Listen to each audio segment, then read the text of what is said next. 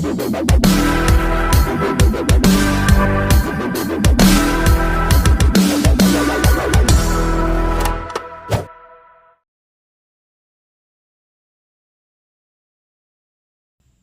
Friends అందరికీ, నేను మీకు ఈరోజు చూపించబోయేది పర్లాకేండు దగ్గరలో ఉన్న బృందావన్ ప్యాలెస్ గురించి.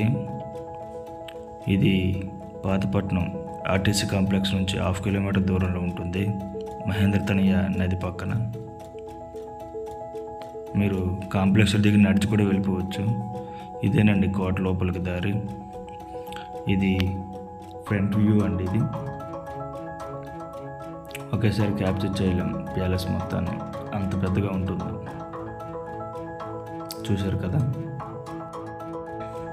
ఈ ప్యాలెస్ని శ్రీ కృష్ణచంద్ర గజపతిరాజు గారు నిర్మించడం జరిగింది.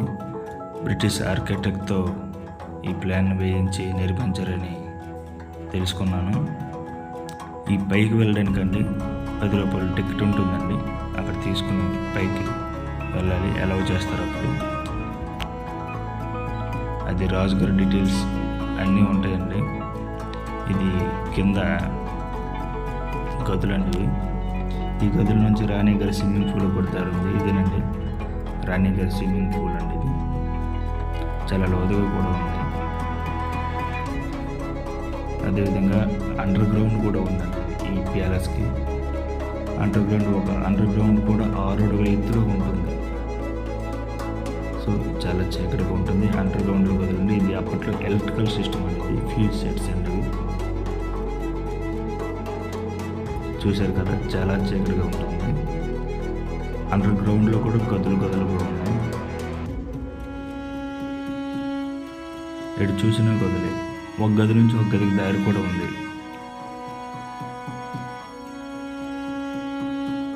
ఇంకా పిల్లలు కూడా ఉన్నాయండి. నేనేదో ఈ పర్టికులర్ వీడియో తీస్తున్నప్పుడు హర్రర్ మూవీ సీన్ గుర్తొచ్చిందండి. అలా అనిపించింది. ఇప్పటికీ కూడా ఆ ప్యాలెస్ చాలా స్ట్రాంగ్గా ఉందండి. ఒకసారి మీరు విజిట్ చేయాలనుకుంటే చేయొచ్చు.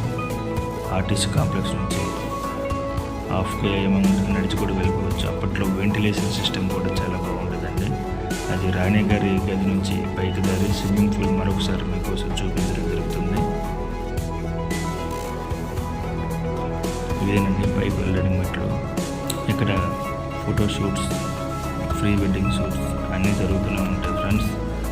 చూశారు కదా, అప్పట్లో ఓల్డ్ డిజైన్స్ అన్నీ ఎంత బాగున్నాయో. చాలా విశాలంగా ఉంది ఫ్రెండ్స్.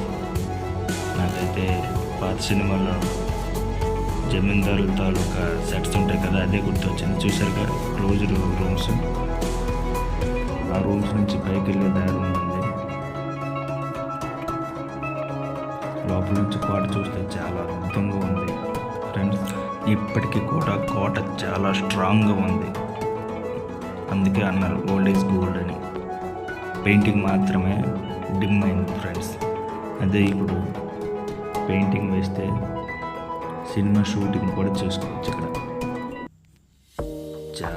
చాలా అంటే చాలా పెద్ద ప్యాలెస్ ఫ్రెండ్స్. నాకు తెలిసి ఒకసారి విజిట్ చేయవలసిన ప్రదేశమే. నాకు తెలిసి చాలామందికి తెలియదు మన ఏరియా వాళ్ళకి. అందుకే ఈ వీడియో చేయడం జరుగుతుంది. చూసారుగా, నడుచుకుంటూ వెళ్ళినా సరే దారి అయితే జరగట్లేదు. పైకి వెళ్ళడానికి దారి ఫ్రెండ్స్. ఇది అంటే కోట పై భాగానికి పాత రైల్వే ట్రాక్ని యూజ్ చేసుకుని మెట్లు ఏర్పాటు చేయడం జరిగింది పైకి వెళ్ళడానికి. అదే కోట శిఖరాలు.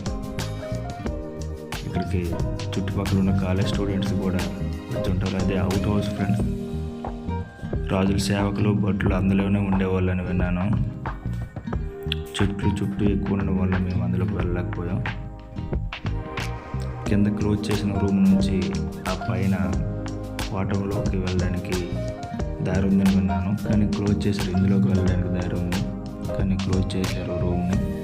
అందుకు నేను మీకు చూపించలేదు.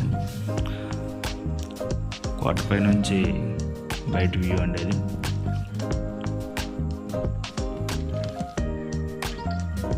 అందులో ఏముందని చూద్దామన్నా సరే మాకు వీలు కలలేదు.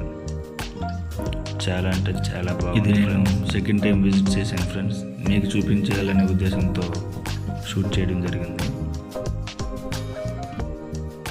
చాలా స్ట్రాంగ్గా ఉంది బయట వ్యూ ఫ్రెండ్స్. అదంతా ఇది చంద్రముఖి గది. పర్టికులర్గా డైలాగ్ గుర్తొచ్చింది మెట్లు చూస్తుంటే నాకు, మీకు చూపించాలని. రావణ గారి గది నుంచి ఆ పైకి వెళ్ళడానికి మార్గం అది. అవి పాడైపోవడం వల్ల క్లోజ్ చేశారు.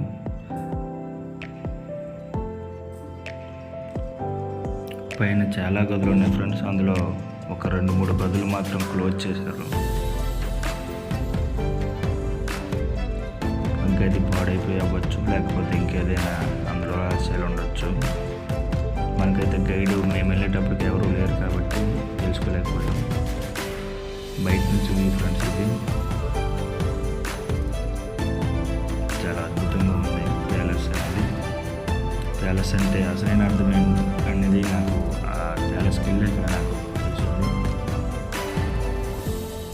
ఇప్పట్లో వాళ్ళైతే అది కట్టడానికి చాలా కొన్ని సంవత్సరాలు పడుతుంది.